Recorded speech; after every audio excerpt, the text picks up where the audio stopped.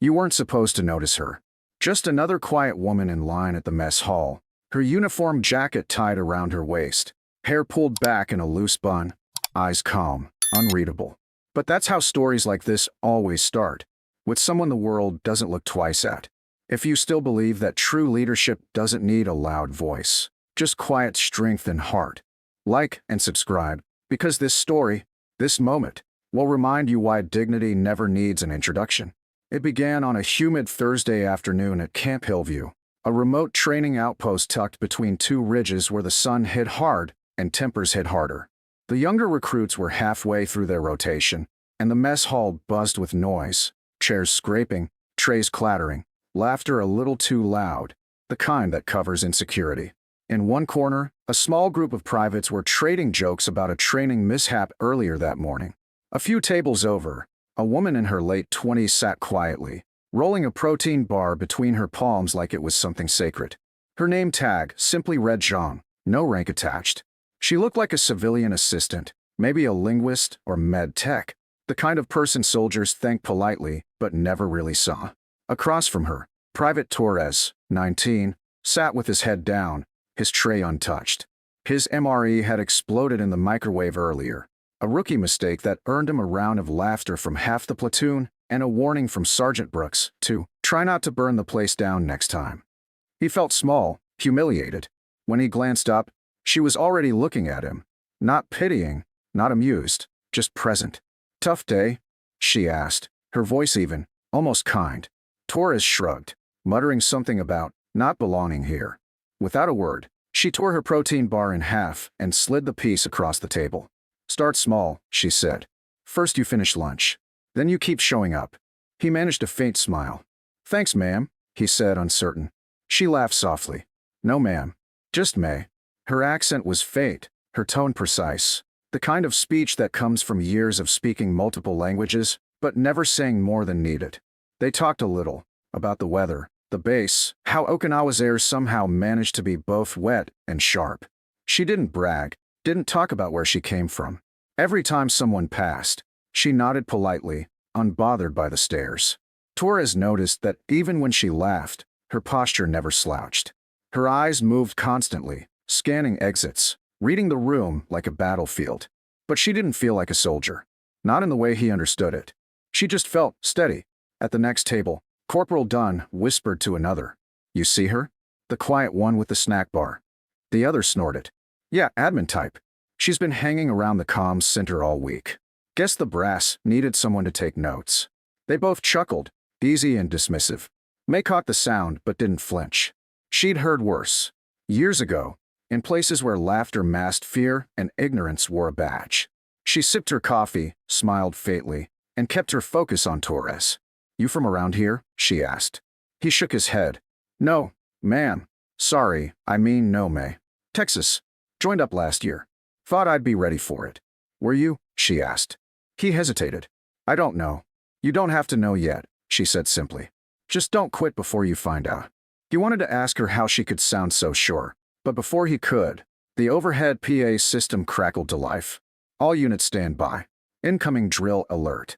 Platoon leads report to Ready Bay Alpha." The room shifted instantly. Chairs screeched. Boots pounded. Trays were abandoned. The laughter died in seconds. Everyone moved, except May. She didn't rush, didn't fumble. She just placed the half-empty coffee cup on her tray and stood, straightening the sleeves of her jacket. Torres blinked. "You better move," he said. "Sergeant Brooks hates laggers." May just smiled, not dismissively, but knowingly. "He'll manage," she said, already walking toward the hallway. Minutes later, in the Ready Bay, Sergeant Brooks was pacing like a storm. "Where's Lieutenant Zhang?" He barked at the room full of scrambling recruits. "We don't start without her." No one answered. Torres froze mid-step, the name hitting him like a slap. Lieutenant Zhang? His brain scrambled to connect it. The quiet woman with the protein bar? No way. But before he could think it through, the door swung open. She walked in with the same calm step she'd had in the cafeteria. Only now her rank was visible, silver bar gleaming beneath her name patch. The room went still. She didn't raise her voice. She didn't have to. "Report," she said simply. Sergeant Brooks straightened instantly, his tone shifting from impatience to crisp respect. Simulated breach drill, perimeter defense compromised, ma'am. May nodded once. Then we treat it like it's real. Her presence altered the air itself. The recruits who'd been joking minutes ago now scrambled to align formation. She didn't rush them, didn't bark orders, but the pace quickened anyway, because she carried the kind of authority that didn't need volume. She moved through the chaos with precision, adjusting a rifle strap here, correcting a stance there, each gesture efficient, deliberate, human. Torres followed her with his eyes, his chest tightening with something he couldn't name. Awe, maybe, or shame. The woman he'd thought was a clerk was commanding the entire platoon. In the corner, Corporal Dunn whispered, "Wait, that's Lieutenant Zhang?" The other corporal swallowed hard. "The one from the Delta Ops rotation? I thought she got reassigned." Dunn finished quietly. "Guess not." But May wasn't listening. Her focus was on her people. The nervous ones, the unfocused ones, the ones like Torres who still hadn't realized their worth. "Eyes up," she said calmly. "You don't protect a post by watching your boots." The recruits straightened. Her tone wasn't scolding. It was grounding, the kind that pulled you together when panic threatened to scatter you. The alert siren wailed again, loud, sharp, unrelenting. But inside the bay, the energy shifted. Where there had been chaos, there was order. Where there had been laughter, there was unity. Torres adjusted his vest, his breathing steadier now. When he looked over, May caught his eye briefly. No smile, just a nod, silent encouragement. The kind that said, "You belong here. Prove it." Outside, thunder rolled across the distant hills, echoing through the metal walls of the training compound. The platoon fell into position. The drill was about to begin, and none of them knew yet that what happened next would be talked about for years. Not because of the simulation, but because of who led it. And in that instant, as the doors opened and sunlight spilled across the bay floor, Torres thought back to the cafeteria, to the half-a-protein bar, to her calm voice saying start small. Only now he understood. Mei Zhang didn't lead with authority. She led with presence. She didn't demand respect. She earned it, quietly, effortlessly, one act of humanity at a time. What no one in that room knew was that just 3 years earlier, her name had been engraved on a memorial wall, listed presumed lost, during an extraction mission in Kabul. The file was sealed, her survival classified. She'd returned without ceremony, no interviews, no headlines. Just service. Quiet, steady, unbroken. That's the thing about true leaders. They don't need to remind you who they are. They remind you who you could be.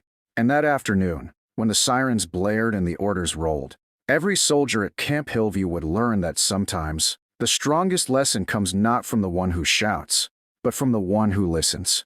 The sirens tore through the air like rolling thunder, rattling the walls of Ready Bay Alpha. Floodlights snapped on, cutting through the haze of smoke and dust.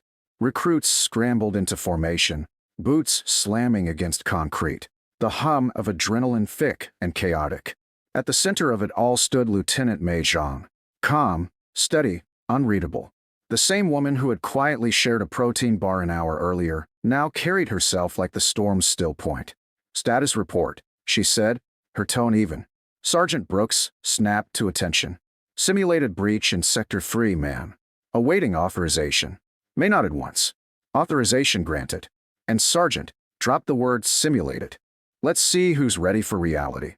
The recruits exchanged anxious glances, but no one dared speak.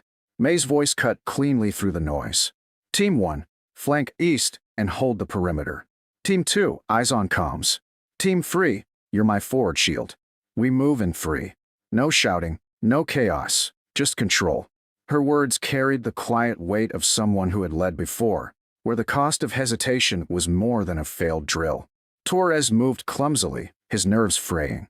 May appeared beside him, adjusting his strap without breaking stride. "Don't rush," she said. "You don't need to be fast. You need to be clear." He nodded, and she was gone, already directing others. The massive doors groaned open, revealing the training field, a mock village bathed in red light and smoke. The platoon advanced under her direction, movements tight, coordinated. "Comms are down in Sector 2, a recruit called out. "Then think like you've lost your eyes," May replied. "Feel the map. Trust your training." Above them, Colonel Peterson watched from the observation deck. "Who's running this?" he asked. "Lieutenant Zhang, sir," came the reply. Zhang. The colonel frowned, recognition stirring. Didn't she? He didn't finish the sentence. Below, May moved with measured precision, directing her team like an artist conducting chaos. She anticipated every problem before it appeared, rerouting units, identifying ambush points, neutralizing threats with calm authority. When a recruit nearly triggered a tripwire, she caught it instantly. "Stop," she ordered, then glanced at Torres. "See it?" He squinted, heart pounding. "No anchor pin," he said suddenly. "It's fake." Her lips twitched, the faintest hint of approval. "Good. Keep that instinct." By the time the final alarm sounded, the field was quiet again. The recruits stood sweating, dazed, but unified. Colonel Peterson descended from the deck, clapping slowly. "Outstanding," he said, his gaze locked on May. "That coordination, I haven't seen that since Falcon Ridge." The name hit like a bolt. Brooks turned. "Sir? Falcon Ridge? That op was a loss," Peterson finished. "We left good people behind." He studied May's face, his expression shifting. "You were one of them, weren't you?" She didn't flinch. "Paperwork doesn't always keep up," she said quietly. For a long moment, the colonel said nothing, just nodded, respect softening his tone. "Then it's good to have you home, Lieutenant." When he left, the room stayed silent. The recruits watched her, their earlier judgment hanging heavy. Brooks finally spoke. "Ma'am, why not tell us who you were?" She met his eyes, calm as ever. "Because rank makes people listen," she said. "But silence makes them remember." She walked out, her shadow long against the dim lights, leaving behind a room full of soldiers who would never forget the day a quiet stranger taught them what real leadership looked like. Morning came soft and gray over Camp Hillview, the kind of calm that follows a storm that's changed everything. The recruits moved differently now, quieter, sharper, aware. Even the usual banter at the mess hall had faded to murmurs. Torres sat at a corner table, still half lost in thought, the wrapper from that shared protein bar folded neatly in his hand. Every time the door opened, his eyes flicked up, as if expecting her to walk through again. And then she did. Lieutenant May Zhang entered the hall in full uniform this time, silver bar gleaming under the harsh light. Conversation halted. Trays stopped midair. She didn't command the silence. It arrived with her. Sergeant Brooks was the first to stand. "Ma'am," he said, voice steady but humbled. She gave a small nod in return. "At ease, Sergeant. Everyone eat. You'll need energy for today's briefing." Her tone was calm, but it carried that quiet weight everyone now recognized. When she took her seat at the front, no one dared look away. Colonel Peterson entered moments later, clipboard in hand. "Effective immediately," he announced. "Lieutenant Zhang will assume interim command of this platoon for advanced field readiness." The recruits exchanged stunned glances. Torres felt his pulse skip. May simply inclined her head. "Understood, sir." When the colonel left, the room remained still until May rose, hands behind her back. "Yesterday," she began, "you all did well. Not perfect, not polished, but real, and that's what matters. You didn't wait for orders. You learned to trust yourselves." Her eyes swept the room, lingering briefly on the faces of those who had once laughed at her. None could meet her gaze for long. She paused, then added softly, "Leadership isn't rank. It's responsibility, especially when no one's watching." The words landed like stone in still water, rippling through every heart in the room. No lecture, no scolding, just truth. After the meeting, Torres caught up to her outside near the perimeter fence. The morning sun cut through low fog, casting long shadows over the gravel. "Ma'am," he said, hesitating, "I just wanted to apologize. For not seeing it. For judging." She looked at him for a long moment, then smiled faintly. "You saw what you were taught to see, Private. Most people do. The point is what you choose to see now." He swallowed hard, nodding. "I won't forget, ma'am." "You will," she said gently. "Everyone forgets. But remembering isn't the goal. Becoming is." Brooks approached then, his voice quieter than usual. "Lieutenant, the colonel requested your notes from the drill." She handed over a slim folder. Nothing more than a few neatly written pages. "Tell him it's just observation," she said. "Learning's never finished." That evening, as the sun dipped below the ridge, the recruits gathered outside the barracks. Someone had tacked a sheet of paper to the bulletin board, an order from command officially naming the unit under Zhang's direct mentorship. At the bottom, in smaller text, it read, "In recognition of leadership through quiet excellence." Torres stared at it for a long time. Then he turned toward the gate where May now stood, hands in her pockets, watching the horizon like she was listening to something the rest of them couldn't hear. He jogged over, a little breathless. "You ever think about leaving, ma'am?" he asked. She didn't turn. "Every day," she said. "But duty's not a place. It's people." Her gaze shifted toward the base, toward them. "And these people still need to learn." He nodded, understanding more than he could put into words. The wind picked up, tugging at the edge of her jacket. For a moment, he caught sight of the small patch stitched on her sleeve, a faded insignia from a long-disbanded unit. A ghost of a story she never told. She noticed his glance and smiled. "Some things are better carried quietly," she said. Later that night, after lights out, the barracks were silent. Only the faint hum of the generators filled the air. Torres couldn't sleep. He slipped outside, drawn by instinct more than reason. The gate was unmanned, the floodlights humming. On the desk inside the booth sat a notebook, hers. A single page was open, a neat line of handwriting scrawled across the center. "Respect isn't taught. It's noticed." He stared at it for a long time, the words burning softly into memory. Behind him, the base stretched quiet and still, but everything felt changed, like the ground itself carried new weight. Somewhere in the distance, he heard May's voice calling orders for the night patrol, steady, unwavering. From that day on, no one at Camp Hillview ever looked at her, or any leader, the same way again.